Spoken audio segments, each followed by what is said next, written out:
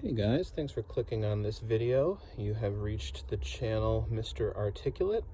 I post a 5-minute video to YouTube every day, and my main goal when I make each video is to speak as fluently as I can while I talk about whatever I'm talking about, and I try to avoid as much as possible using filler words like or or filler phrases like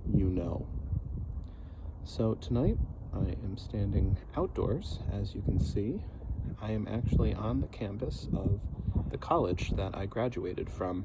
I live just one town over from that school, and I'm here tonight because I was able to check out a couple of books from the school library that I want to read. Basically, because I'm an alumni, I can still do that. So I'm here, and I figured why not record the video while I am here. So I ended up at my college almost by happenstance. When I was a senior in high school, I went to high school one town over from here, and I pretty much had my docket of schools that I was going to apply to, and this wasn't on my list. It really wasn't on my radar at all, but the fall of my senior year of high school, a friend of mine and I came over here because we heard that Ben Folds was going to be playing a concert. So we figured come over and see if we could find where the concert was going on and see if we could see Ben Folds. And we came, couldn't find Ben Folds, so no music was seen by us that night, but I was flabbergasted by what a beautiful campus my college had.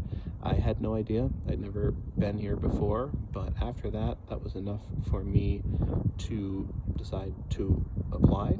It was a bit of a reach for me, but I ended up being accepted, and long story short, I came here and ended up meeting the woman here who'd become my wife. My wife and I, we have a daughter now. A son is on the way.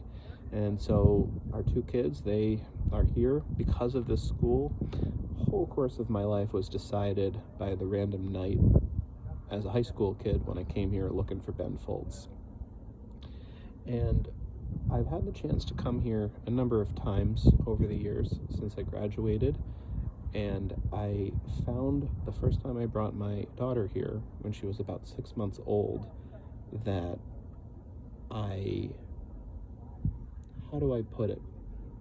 Whenever I would come, previous to that, I would always see all the old buildings, all the places I used to hang out, and I would have memories. But when I came back here with my own daughter, the memories that were evoked by all the different walls that I might have sat on with my friends once, all the different patches of grass, academic buildings, social buildings, the memories associated with each of those places hit me amazingly, viscerally, and strongly because I had my very own child with me, and it was an experience I'll never forget the first time I brought her here.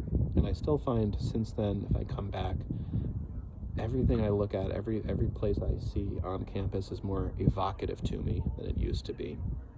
It's best for me to come when the current crop of students isn't here, frankly, because if I walk around campus and there's a lot of current students, I am in my mid-30s and I feel like I'm about 100 years old, and I feel like a total interloper.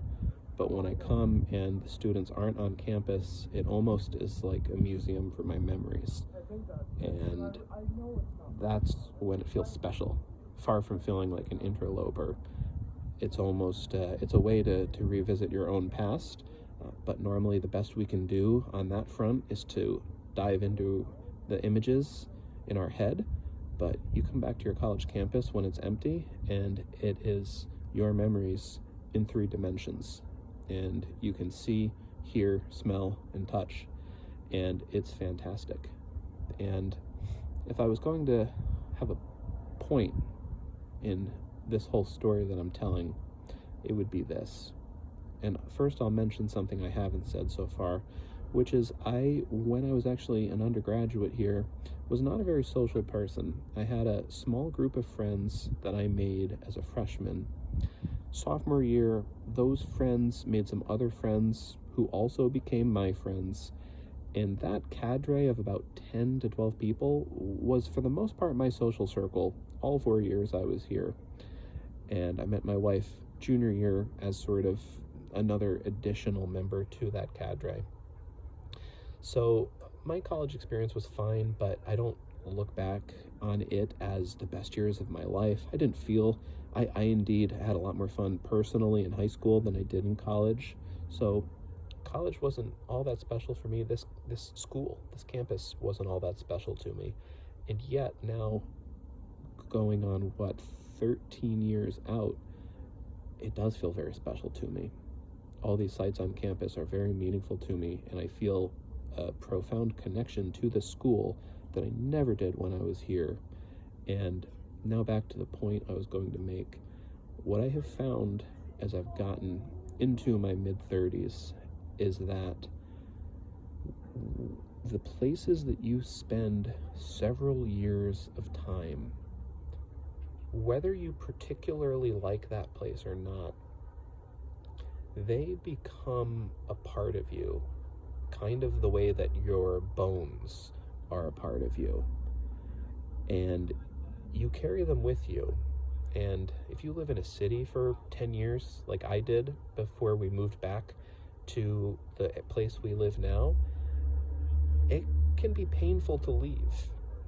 Unless you really want to be a cynical person, and if you live in a place like Syracuse, which is not a particularly glamorous city, if you want to just look down on it and talk about all of its shortcomings, then I guess you'll just be happy to go. But if you have an appreciation for the place you are, the way that memory and locations, or let me say memory and geography, merge together is very powerful. And I really believe that one of the biggest guiding ideas that we should have as we go through every decade of our lives and we make the choices that we make, one of the biggest guidances that we can use to make our choices is you should always, in every stage of your life, try to live in a way that you'll be cultivating memories that will be very powerful to you later.